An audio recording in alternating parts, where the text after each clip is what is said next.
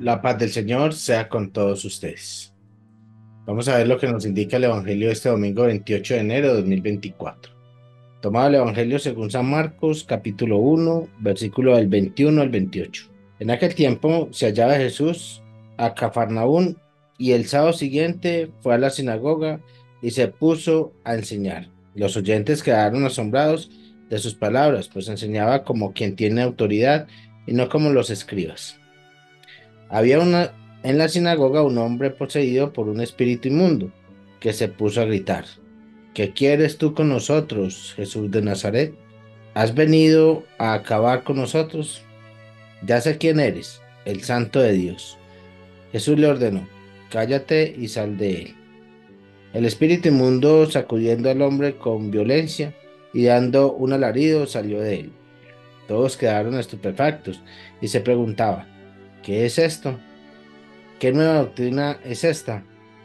Este hombre tiene autoridad para mandar hasta a los espíritus inmundos y lo obedece. Y muy pronto se extendió su fama por toda Galilea. Palabra de Dios, te alabamos, Señor. Bueno, este evangelio nos muestra dos partes importantes. Bueno, muchas partes importantes, pero yo voy a aclarar dos. Uno, es que Jesús enseñaba con autoridad en la sinagoga. Ahí está la autoridad de Cristo para enseñar. Decían, no es como los escribas, que solamente explican ahí y nadie les entiende. Jesús habla con autoridad y ellos, los judíos, decían, explica diferente, se le siente diferente, tiene autoridad para explicar. Esa es la misma autoridad que Jesús deja en la iglesia. Es la misma autoridad que Jesús, siendo Dios, deja en el primado de Pedro, en la iglesia, en cabeza de su vicario, que es el Papa. Esa es la misma autoridad que tiene la iglesia, autoridad para enseñar realmente la buena nueva, es decir, enseñar el evangelio. Él estaba predicando en la sinagoga el Antiguo Testamento, que era la lectura judías. Recordemos que Jesús tiene las costumbres judías y por eso explicaba todas estas escrituras ya con la propiedad de Dios, ya con el Espíritu Santo. Muy diferente a como lo explicaban los hombres, los escribas, porque los escribas pues no tenían ese Espíritu de Dios para entenderlas, ni siquiera la entendían bien. La segunda parte de este evangelio nos muestra cómo un poseso o una persona poseída de un espíritu inmundo le grita a Jesús y el demonio que está dentro de él le reconoce. ¿Por qué le reconoce?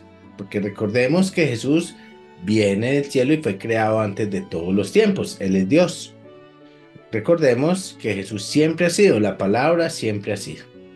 Y aquellos demonios, a pesar de que fueron destronados del cielo, ya conocían a Jesús porque fueron precisamente destronados por Jesús. Entonces, cuando encuentran aquí a Jesús, le dicen: ya sabemos quién eres. Eres el Santo de Dios o eres Dios Santo. Tú eres Dios. Lo reconocen. Y le dicen: pues vienes a acabar con nosotros. Porque recuerde que la autoridad de Dios fue contra aquellos ángeles que se rebelaron y que conocemos como demonios o espíritus inmundos. Lo reconocen de nuevo y saben que Él tiene el poder para acabar con ellos si quiere. Pero mire que Jesús no acaba con ellos.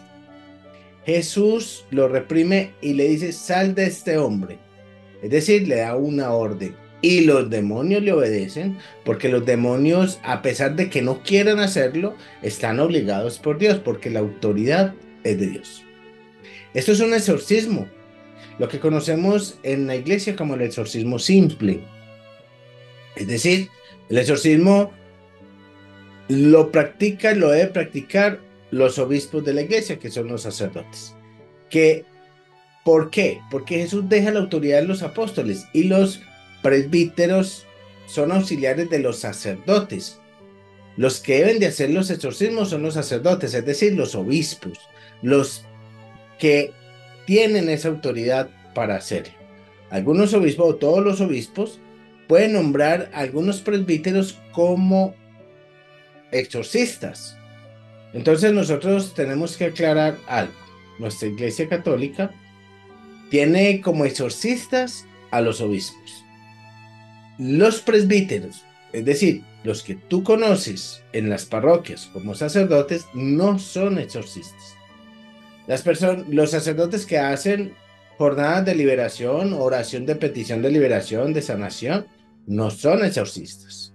Yo hago una jornada donde nos reunimos en oración, pero tampoco soy exorcista. Es decir, el exorcismo es exclusivo de los sacerdotes. Recordemos que la palabra sacerdote es para el obispo.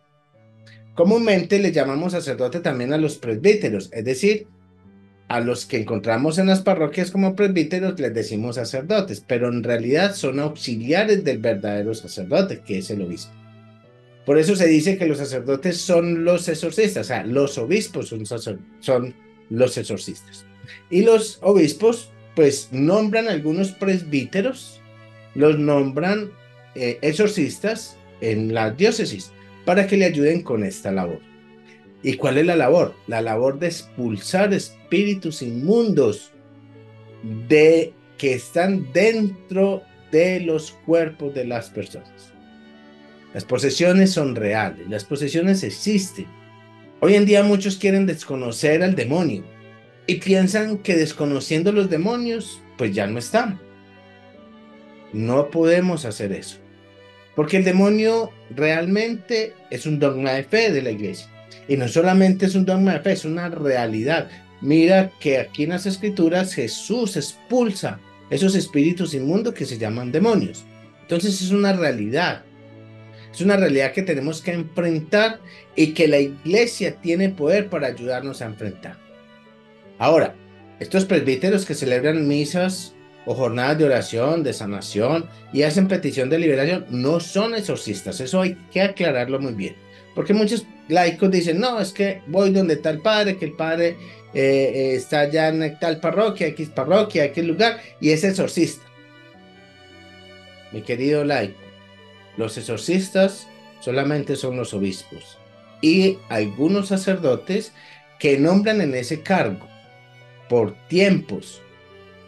Es un cargo para auxiliar al sacerdote o al obispo en esa tarea de exorcizar o de expulsar las presencias demoníacas que hayan hecho posesión en las personas. Ahora, hay muchas presencias demoníacas que no hacen posesión, que hacen infestación, es decir, se acercan a las personas, que es la primera etapa que hace un demonio, lo infestan, es decir, lo rodean, lo dañan, lo pueden incluso dañar, pueden hacer vexación en ellos, que es un daño físico, pero no entran en sus cuerpos.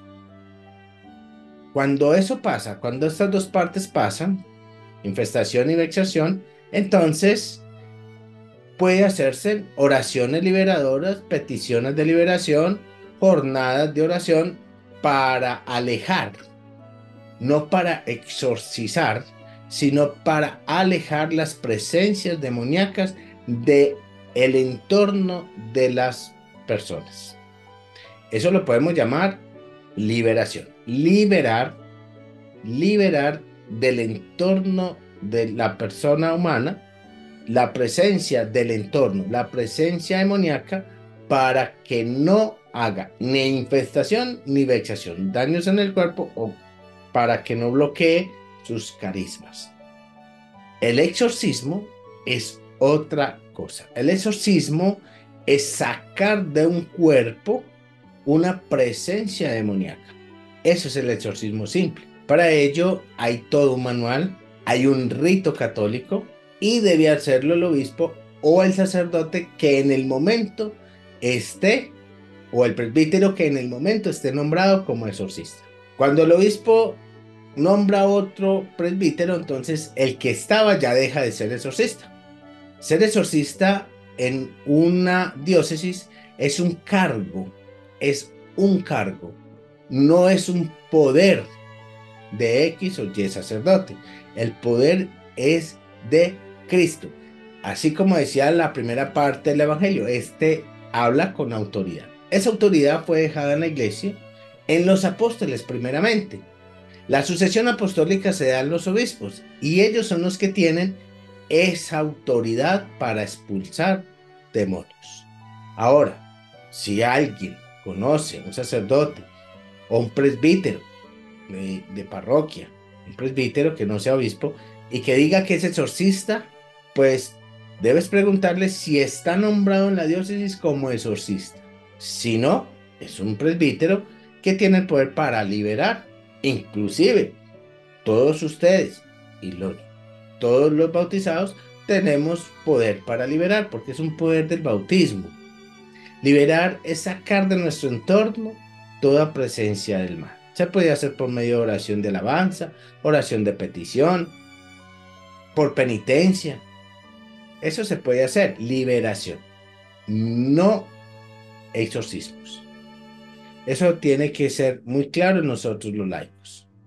La diferencia del exorcista y la diferencia de un liberador. Un liberador es alguien que pide a Dios que con la acción de la iglesia o con la acción de la oración o con el mismo espíritu, con la presencia de los santos ángeles, saque de nuestro entorno la infestación o la vexación.